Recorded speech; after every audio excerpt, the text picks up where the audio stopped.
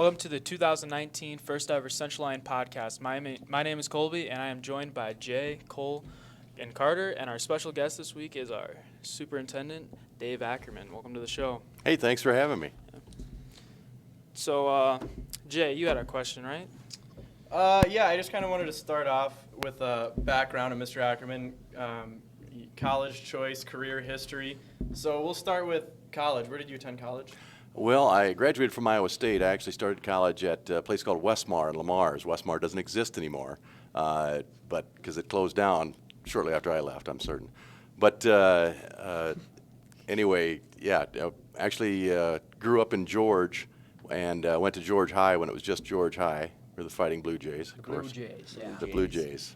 And let's see, probably one of the coolest things that happened is that it was the old Siouxland Conference in basketball. My junior year, we won the conference championship, and it was Rock Valley and us. We're each 6-1 going into that game, and I started on that team, and we were ahead by 2 with about a minute and a half to go, and my job on the team was to play defense and to rebound. In fact, my coach used to say to me, "Ackerman, if you shoot from outside 5, you're sitting next to me." And so anyway, we're in the stall game. We're ahead of Rock Valley by a couple of points. And they threw it down to me down at the baseline, and the guy doesn't come over to guard me very closely. And I'm like, yeah, okay. So I threw it back out, and we're playing, keep trying to stall. Somebody got jammed up with it, threw it down to me again, and I went back in for a reverse left-handed layup, and it hung on the rim forever. And my coach, I can still hear him yelling, "Don't shoot!" Well, I fell and made it, and we actually ended up beating Rock Valley, and I still hold a record back at George High in basketball. What was the record? Highest average fouls per game. There's one to hold tight to. You bet. So, If you're there at 4, you have 5, man. You don't Yeah, get they taken give with. you 5 They just don't while carry you use over. You just as well use them. That's right. So as you closed out high school and went on to college, what program were you planning to pursue straight out of high school? Is this the same one you finished out with? Yeah, I actually started off. I began at Westmar College, and I played college football for 2 years. And I was going there to be an industrial arts teacher. And at that time, Westmar was in a little bit of turmoil, and we left for a football game to go play St. Ambrose over in Davenport, and we came back, and it was like 2 o'clock we played on a Saturday, played a Sunday night, and when I got home, one of my buddies that didn't make the trip said that the college almost closed while we were gone. So it's like, okay, this isn't stable. We got to get out of here, and we would have all had to been out like by noon on Sunday. And so they were kind of in some financial trouble, this college was, and ultimately a couple of years later did end up closing down. But I ended up at that point transferring to Iowa State. One of the best decisions I ever made was transferring to Iowa State. Unfortunately, one thing that they don't tell you is that they said, oh yeah, all your college credits will transfer. However, what they didn't tell you is that most of them didn't apply. So I ended up having to spend about 3.5 years at Iowa State, so ultimately it took me 5.5 years to get through college, but 5.5 of the best years of my life, so it turned out all right. And so I graduated in December of '88, and I got my first teaching job in January of '89. A shop teacher had left a place called, had left during the semester, a place called Bondurant Farrar, which is off the northeast edge of Des Moines. At that point, it was just a small little 1A school, and it now is like a major 3A school because suburban growth out to that area. Mm-hmm. As Des Moines keeps expanding, it's grown out to that Bondurant area. So we were there for 8.5 years. 8.5 years. My wife got a job teaching second grade there. I became head football coach. So I taught that first semester, and the next year I was going to be junior high basketball coach and an assistant football coach. And the 3 days before the season began, the head coach, who was just a substitute in the area, got a full-time job somewhere else and left. And the other assistant coach was already the head basketball coach, so they asked me if I wanted to be head football coach. And I agreed to it. So I was head football for the next 8 years. So I probably own the worst high school coaching football record in the state of Iowa. And after those 8 years, you ended up north? So no, what I did from there then is I worked a lot because I was a shop teacher, did a lot of nights and weekends doing construction jobs, roofing, painting, landscaping. just about anything for a buck. And so my wife, at that time, we had 4 small children. We had 4 kids under the age of 4, and so we needed the money. And it was kind of, things were kind of tight. And at that time, going out getting a Casey's pizza once a month was kind of a special treat. And so. Luckily, a lot of my kids in my classes worked at Casey's, and so if I'd order a Supreme, it usually came as 3-4 inches tall, it was stacked with ingredients. All right, just go ahead and wrap up from there. I did a lot of work nights and weekends, and had a brother who was in administration. He was a middle school principal that was down there by Des Moines, and I got kind of interested in that, so I took a class from Drake, got real interested, and ended up getting my master's degree from Drake, 30-credit program. And from there, I decided I wanted to be a high school principal, which was never my intention when I started teaching. I never thought I'd go into administration. And so I ended up getting a job from there at a place called Sac City. It's now East Sac. We played East Sac a few years ago in football, but they're together with Wall Lakeview Auburn now. And so I was a 7-12 principal there from 97 until 2001. And in 2001, in the meantime, I also went back to Drake to get my specialist degree, and my specialist degree allowed me to be a superintendent. Again, I had not ever intended to be a superintendent, but that's kind of how it turned out. So, in the meantime, in 2001, there was an ad and an opening for high school principalship here at Central Lyon. I applied for that, and I got the job here. So I came here in 2001 and was a high school principal for 4 years, became superintendent in 2005. I did that for 2 years, then I was shared with GLR for 3 years, and then I was high school principal and superintendent for 7 years, and I've been superintendent for just the last 2 years. So I got 30 years in education, basically, and 22 in administration. So you got plenty of years of experience in college. With the graduating senior class coming up and us as juniors not too far away from college, do you have any advice for some students headed out to college or even just post-graduation plans? Absolutely. Figure out what it is you really like to do and figure out where you have to go to follow up on that. And not everybody is meant for college. I mean, that's what's exciting. Just got done talking with Mr. Engel about the house project that we may do for next year. College is not for every kid, and that's completely great. I taught shop, and there's right now, the trades, plumbing, electricity, carpentry, auto mechanics, anything, all those sort of things need workers, and you can go right into college or go right into the trades if you want to. But I also would say find what you like. Your world is so much broader than ours was. I think just there's so many cool things out there that you can do and can look into. And the other thing is don't be afraid to change, because when I first graduated high school, I was going to be a VOAG teacher, and I turned out to be an industrial arts teacher. Not a big deal, but just big enough. I determined that I really wasn't an ag guy or an ag kid, because I was going to go to South Dakota State, ended up at Westmar, ended up at Iowa State, and it's, follow your interests and follow what you really want to do. Again, I never thought I'd be in administration, but things change, and that's okay. That's the biggest thing, is when things change, your interests change, your situations change, that's all right. Move forward, move on to the next thing. But find what you like and follow that. Yeah, and it's pretty obvious, like you said, that you liked industrial arts back when you were a kid, and even today as your superintendent job, you still are somewhat connected to that industrial tech. And even you said you were a football coach. You supervise and oversee the industrial tech, football, all those programs. So in somewhat, you're intertwined with that to this day still. Yeah, so I'm still involved in those things. It sticks with you. Yeah, it does. It does. Yeah, so you said you had about 30 years under your belt of teaching and being in administration and whatnot. So what are some of your favorite moments from all those years? Oh, boy. The things that are memorable to me are a lot of times relationships I had with students of mine, players of mine, kids that I got to be a part of their lives, I don't want to say influential, but have a role in working with them, seeing them succeed, seeing kids do great things. That's probably the overall piece that I've enjoyed. That's the piece that I think that everybody's missing anymore on, I want to say, the legislative level, the media level, the Department of Ed level.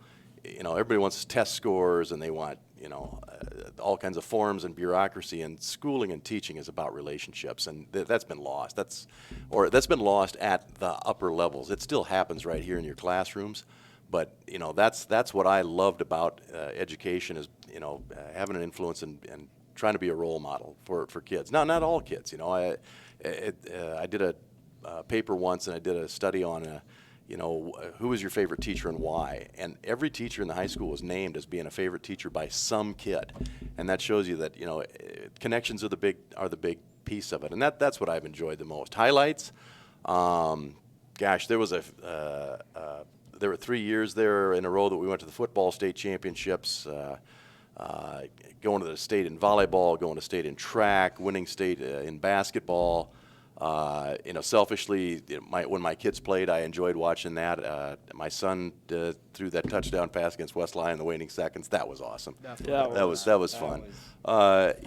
Just all those sort of things, but it's also the day-to-day stuff that happens. Those are big fun moments, but day-to-day, seeing kids, visiting with them in the hall, seeing kids succeed, seeing kids find what they're interested in. That's what's fun to me, and that's what I think I like about this high school, about this school, is that I think that we're not huge, but we try to offer a lot of things. There's a lot of things kids can be good at, and they can find what they want, what they're interested in, and hopefully they can pursue it, and belong to something. As much as relationships are important, belonging to something is important, and I think just about every kid has got that somewhere in the school building, and that's what I want to see. So.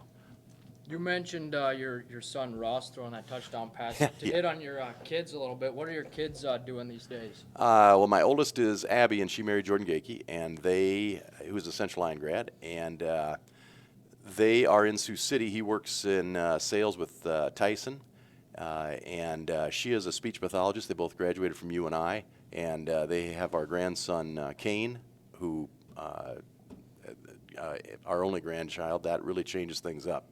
I'm great with being called Grandpa. I'm okay with that. And Ross is in his third year teaching at Spirit Lake. He teaches 7th grade, and he's assistant basketball and head baseball over there. And Lexi is, let's jump to Kelsey first. Kelsey graduated from Morningside, and she is down at Children's Hospital in Omaha. And she works there. She has a boyfriend who, it's interesting, he played football at UNI. UNO's program closed. He transferred to UNI, and he became friends with Jordan Gakey, who is, again, my other son-in-law. And so she dates a young man by the name of Austin Wells down there, and so she's doing well. And then Lexi graduated from Morningside, and she graduated with a biology degree. And so here's a little bit more college lesson, is that she kind of thought she was going to go into occupational therapy, and we all said, you're not into occupational therapy, and we were right. She actually looked into, and kind of what's cool is she found what she really did want to do, and that was at Iowa State in event management, which is like wedding planner, managing a winery or something like that, and so she's graduating on Saturday from Iowa State with an event management degree. And she's got a job at Shields, and she is engaged to a young man who's graduated from Morningside to be a teacher. He's going to teach high school math at East High in Sioux City, and right now he's in Afghanistan with the Air Guard, and so he'll be coming home hopefully in the next 2 weeks. So so the kids all landed well. They all can tell me at least that they appreciated their education they received here at Central Lyon. They said they were prepared for college. They were prepared technologically. They felt like they were well beyond a lot of their peers for school, so I can feel good about that. So you mentioned that your kids thank you for being prepared from Central Lyon. As a superintendent, and I guess as a father as well, what do you like to see out of kids in Central Lyon? What's the most exciting thing about students at Central Lyon, either preparation-wise, extracurricular-wise, success-wise? I think Mr. Cruz is the AD, and he did a study on this, and Mr. Engelman talked to me about this too. I think 96% of our kids are in something extracurricular, whether it be robotics, whether it be any of the music department things, athletics. 96% of our kids are involved. That's huge to me because, again, belonging to something, being a part of something is a big part of succeeding and doing well, working with others.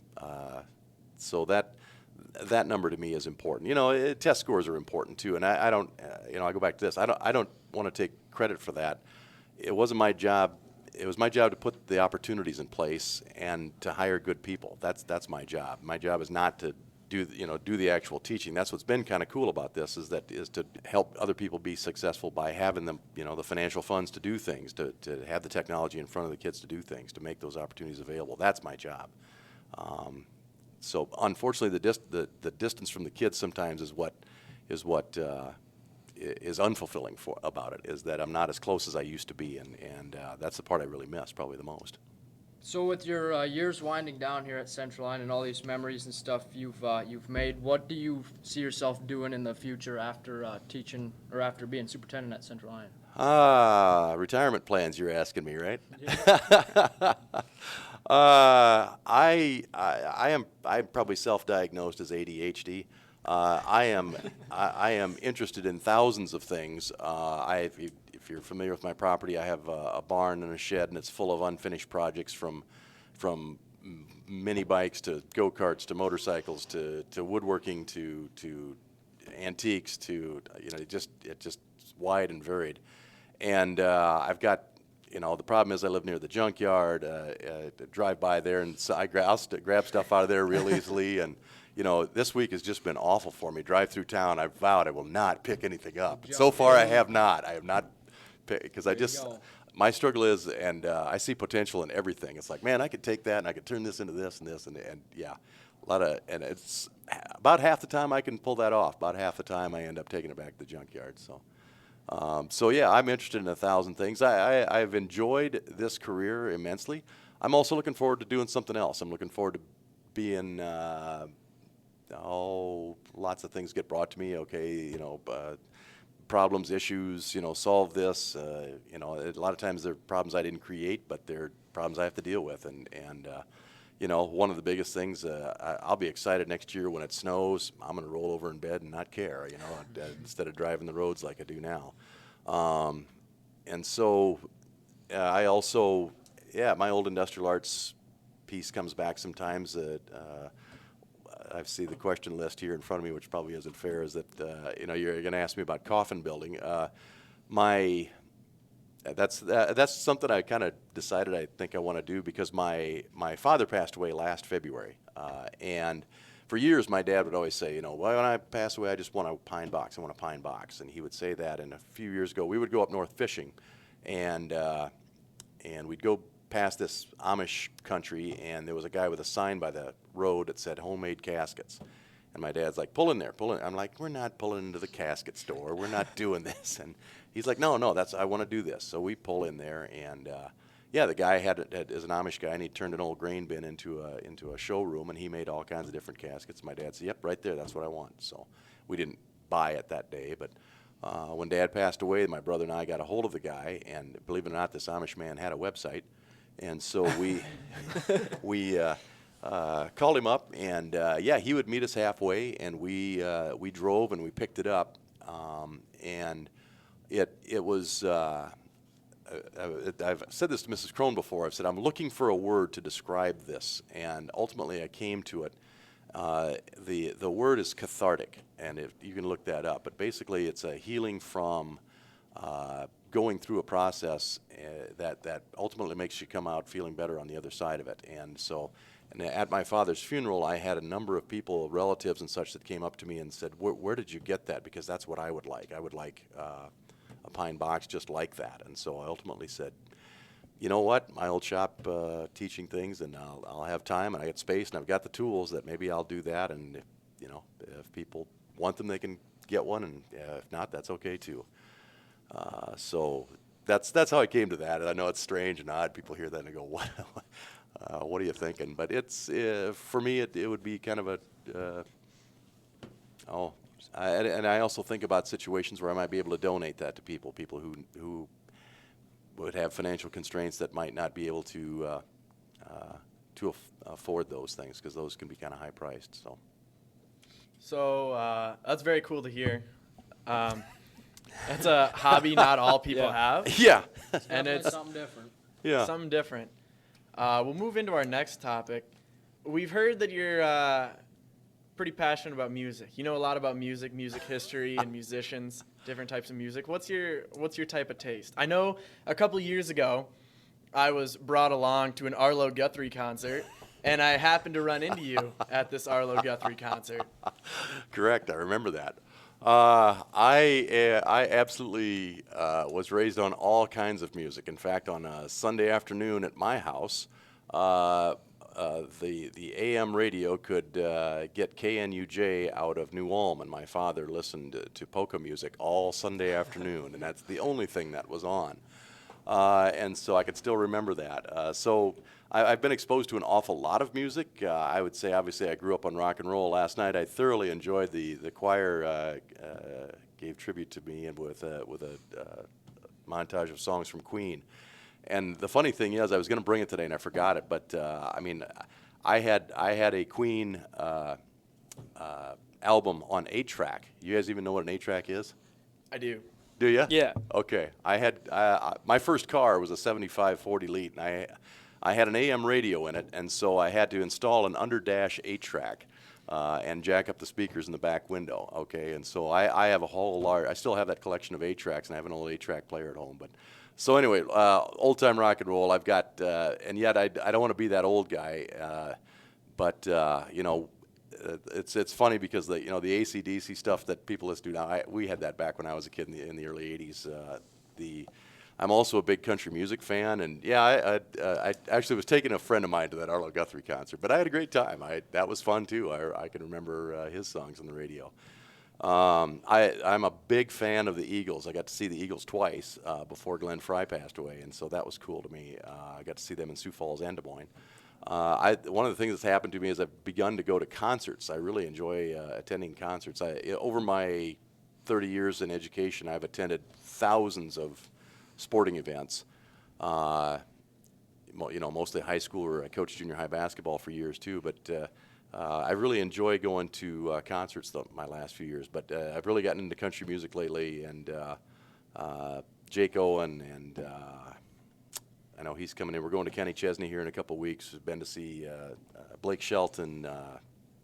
We've been to just about all of them. So it's really been fun that the Denny Sanford Premier Center opened up, because there's been a lot of cool concerts to go to there.